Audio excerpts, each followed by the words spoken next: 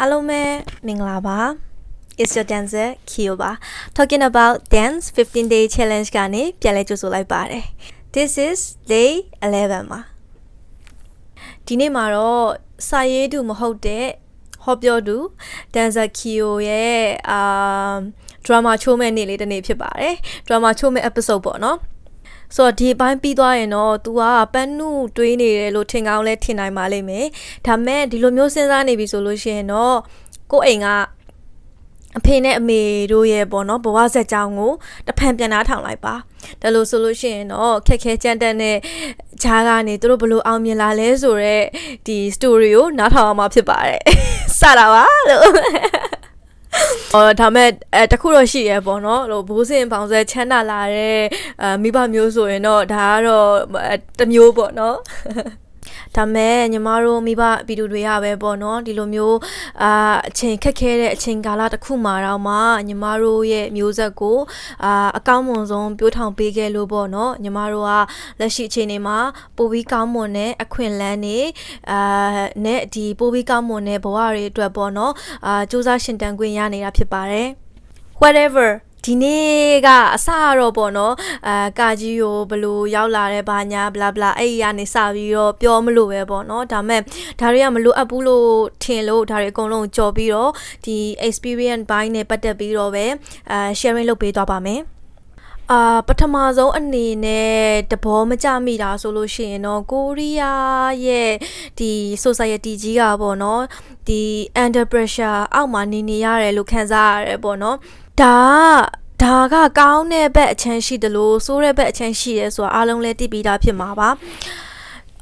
ကောင်းတဲ့ဘက်အချမ်းအနေနဲ့ကကြတော့ဒီသူတို့တွေအရန်စူးစမ်းကြရတယ်ပေါ့နော်ဆိုတော့အရန်စူးစမ်းတဲ့ဟာရဲ့နောက်ွယ်မှာလည်းခုနကပြောလို့ကောင်းတာနဲ့ဆိုတာနှစ်မျိုးအမြဲတမ်းရှိနေတယ်ပေါ့နော်ဘယ်လိုဆိုအလဲလက်မဟုတ်တဲ့၍အမြဲတမ်းမှာအစွန်းတစ်ဖက်မှာရှိနေတဲ့၍ကောင်းတာနဲ့ဆိုတာအမြဲတမ်းထွန်တွဲနေတာပေါ့နော်ကောင်းတဲ့ချက်အနေနဲ့ဘာလဲဆိုတော့သူတို့တွေကအရန်စူးစမ်းကြတယ်အပြိုင်ဆိုင်နေအရန်များတဲ့အတွက်ကြောင့်မို့လို့သူလဲတော်ကိုလဲတော်ပေါ့နော်ဆိုတော့အရန်အဲ့လိုသူတို့နိုင်ငံရဲ့ကလေးတွေကတော်တဲ့လူတွေအရန်များလာတဲ့အတွက်ကြောင့်မို့လို့ကိုရီးယားကကမ္ဘာထိပ်တန်းနိုင်ငံတွေထဲကတစ်ခုအဖြစ်ဒီနေ့လိုရက်တည်နေနိုင်တာပေါ့နော်ဒါမဲ့မကောင်းတဲ့ဘက်အချမ်းအနေနဲ့ပြောရမယ်ဆိုလို့ရှိရင်လေဒီလိုမျိုးစူးစမ်းရတဲ့ဟာတွေကအရန်ပင်ပန်းတဲ့အတွက်ကြောင့်မို့လို့သူတို့ကလေးတွေကဒီ stress တွေပေါ့နော်အရန်ခံစားနေရတယ်လို့မြင်တယ်ပေါ့နော်ဆိုတော့အမအနေနဲ့လည်းဒီနိုင်ငံမှာ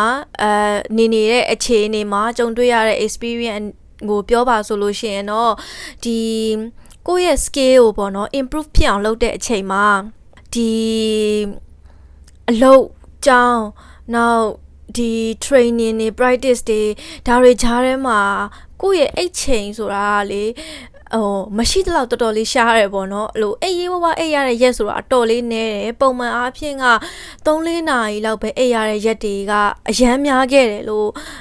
ပြောလို့ရတယ်ပေါ့နော်ဒီလိုမျိုးအိတ်ချိန်မမှန်တာတွေရဲ့နောက်ဆက်တွဲရပါလဲဆိုတော့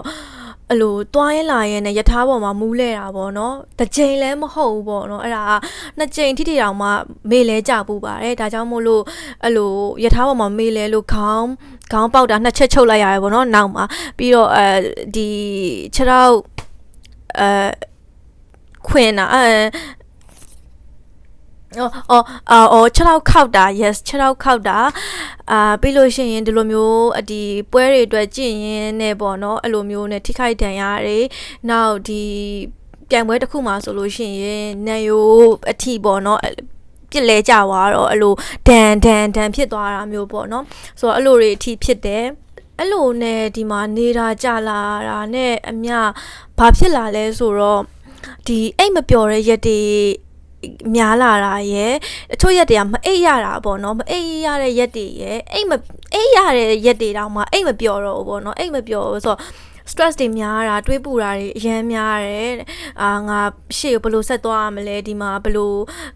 နေထိုင်ရမလဲအဲ့လို visa ကိစ္စဘာညာ bla bla bla အများကြီးပဲပေါ့နော်ဒီလိုမျိုးဟာတွေကတော့ဒါနိုင်ငံခြားမှာနေတဲ့လူတွေဆိုတည်ပါလိမ့်မယ်ဒီလိုမျိုးတွေးပူမှုတွေတအားများလာတဲ့အချိန်မှာစပြီးတော့ anxiety ကိုစပြီးခံစားလာရတယ်ပေါ့နော်anxiety ကိုစပြီးခံစားလာရတဲ့အချိန်မှာဘာဖြစ်လာလဲဆိုတော့အဲ့လို ခြေတွေလက်တွေတုံလာတယ်ပေါ့နော်လမ်းသွားလို့ရှိရင်အဲ့လိုတုံပြီးတော့အဲ့လို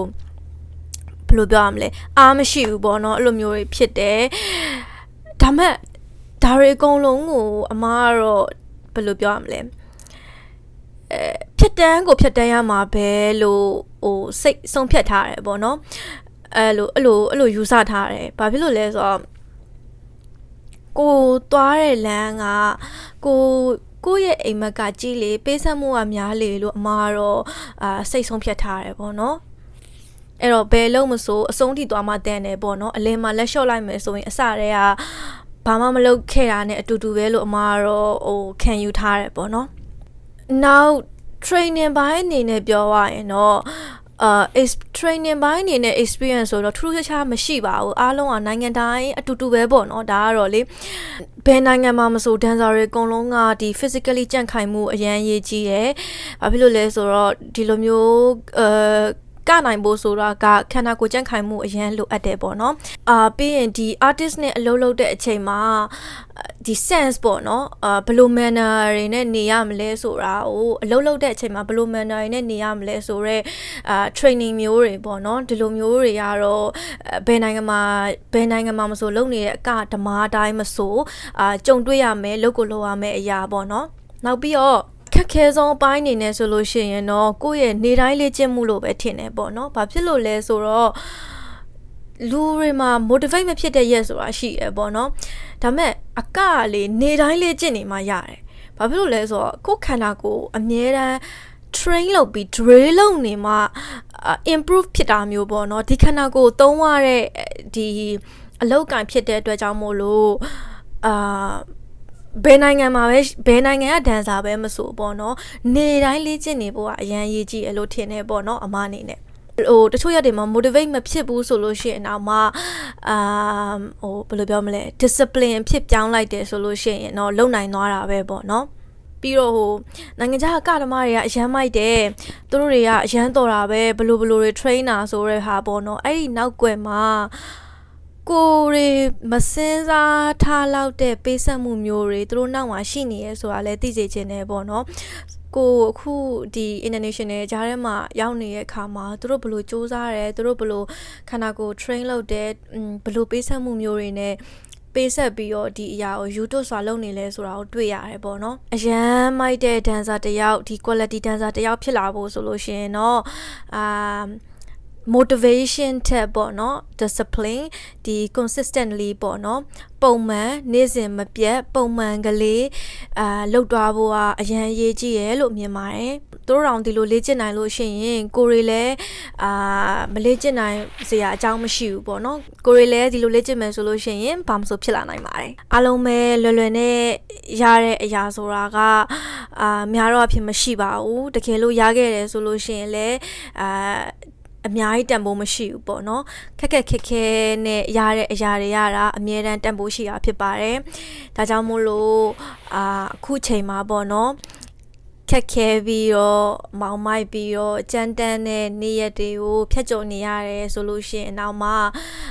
တယောက်တည်းမဟုတ်ဘူးဆိုတာကိုသိစေချင်ပါတယ်ကိုတယောက်တည်းဖျက်ကျော်နေရမဟုတ်ဘူးဆိုတာကိုသိစေချင်တယ်ပြီးတော့ဒါကိုရင်ဆိုင်ဖျက်ကျော်ပြီးလို့ရှိရင်ကောင်းမွန်တဲ့ရက်တွေလာမှာမို့လို့အကောင်းဆုံးစူးစမ်းပြီးတော့ဖျက်ကျော်နိုင်ပါစေလို့ဆုတောင်းပေးလိုက်ပါတယ်ဒီနေ့ကတော့ဒီလောက်ပါပဲအားလုံးပဲပြီးခဲ့တဲ့ episode တွေနဲ့အမရဲ့နောက်လာမယ့် episode တွေအတွက်အမရဲ့ Facebook page Instagram YouTube and then TikTok တို့မှာတွားပြီးတော့ follow and subscribe လုပ်ပြီးတော့စောင့်မျှော်အားပေးကြည့်ရှုနိုင်ပါတယ်အားလုံးပဲ guys see you guys on next week ပါအားလုံးကိုကျေးဇူးတင်ပါတယ်